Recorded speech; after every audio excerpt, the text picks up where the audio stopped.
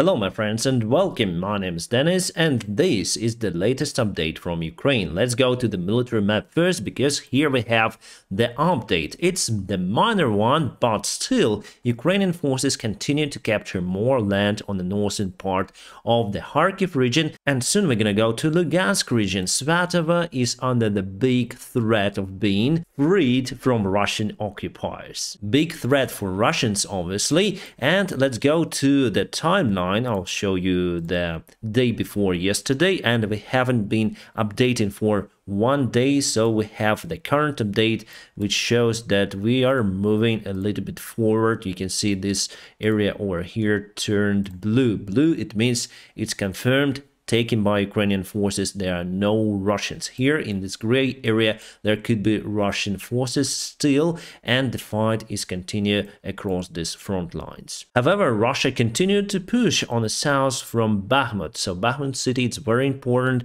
strategic place, and they start to push over here, and after Zaitsev they took this Mayorska village. They didn't take this Mayorska village. They are very close to it. The fighting is ongoing. However, the village is very small, so I think it will be taken by Russian forces very soon. Near to the Bakhmut, there is no any movement for the recent days. Ukraine defense line is very robust over there. If we go on the north over here, Russia pushed towards our side, or it could be a map clarification. So here you can see the gray area. We didn't know who was controlling this part of the territory, and now we know that Russia is controlling this one. So we are still far away, I would say, from Lysychansk, but in future we're gonna push towards this place and free this area from the Russian occupiers. As for the south, my friends, there is no movement, so our counterattack stopped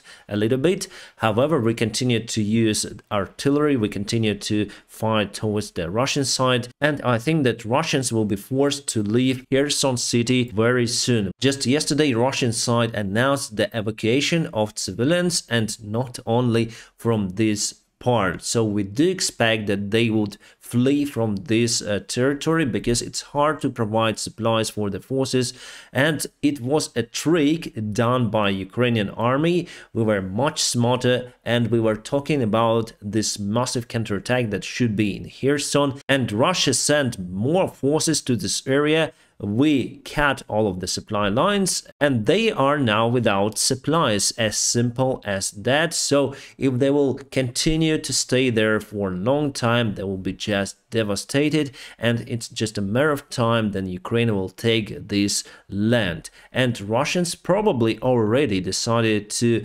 get away from Kherson and save their forces. As they usually say, goodwill gesture. So I bet like 80% that they will go out of Kherson very soon, maybe even next week. Because I see how they prepare this act in Russian propaganda media and how their officials in Kherson say about it. Let's go here to the Kerch bridge. You know that it was severely damaged, and the Russian side, also Russian media, say that they need many months to repair that bridge. Awesome news for Ukrainian side. However, we don't know what part it will take such a long time to repair, the standard road or railroad, because the most important for Russian forces is to use the railroad connection. As for the north part of Ukraine near to the Belarusian border, today Belarusian side announced that they will collect lots of the forces in Belarusian side, around 120,000 soldiers. Most of them should be Belarusians, and around 20,000 Russian soldiers. So it's gonna be some sort of the joint army. And still, I would say that the possibility of the Belarusian attack on the north is quite low. However, we need to expect everything. And in case they would dare to attack Ukraine, it would be the political end or maybe physical end of the Lukashenko, the self-proclaimed leader of Belarus. As for the rest parts of the front lines, everything more or less stands still. And now let's go to the latest news and events. So this is the Kerch bridge. You can see the ship is working on reconstruction.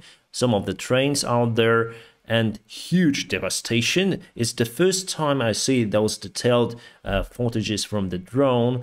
and workers are working to restore it. But still, as you can see, there are some of the cars that can go to Crimea and from Crimea. This is how many missiles Russia has nowadays, so they wasted lots of the Iskander rockets.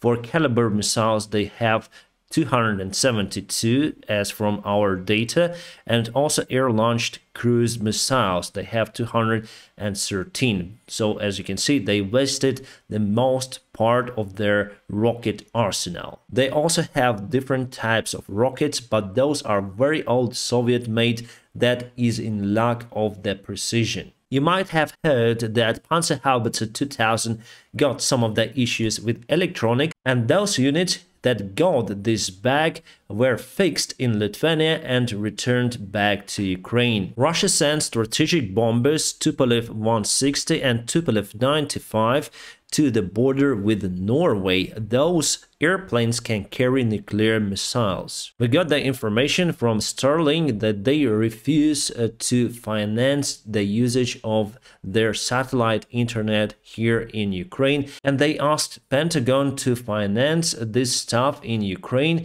However, Pentagon said that there was no such a proposal coming from the Starlink. Starlink is one of the Elon Musk's company, and Elon was a little bit harsh on Ukraine recently in his tweets, and probably he will continue with his proposal for the peace talks with Russia. But after what was done and continue to be done by the Russian Federation, we're not gonna go on any kind of peace agreements unless Russia would leave Ukraine totally. About my attitude towards Elon Musk, well, my friends, he's an entrepreneur and he got his own business, private business, so it's not obligatory for him to go on charity providing internet elsewhere, and obviously they need to have money to pay bills and to pay salaries. So I think it's kind of usual for our modern day capitalistic world. Still, Starlink helped a lot Ukraine in the most critical time when Russia invaded Ukraine, so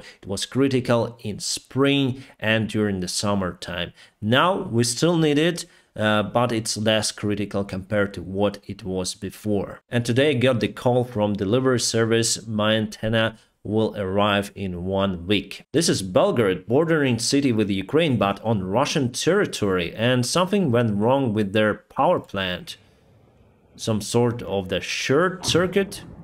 We don't know. One more sign that Putin decided to leave Kherson is that they opened some of the cases for their own media correspondents. Those are so-called independent sources, and they are so pro-Russian that they always ask Putin to bomb everything, like Europe, United States, everything, to go in a full-scale war. And probably Putin decided, no, we need to slow down, let's put those guys to the jail. And people in Russian Federation listen to those guys because many of them are on the front lines, they're professionals, military guys, and now probably they will be prosecuted for the fakes about the Russian army because they blame the Russian command like generals, Shoigu and other stuff, and they basically show the mistakes that they do on the front lines. For that, they will be prosecuted.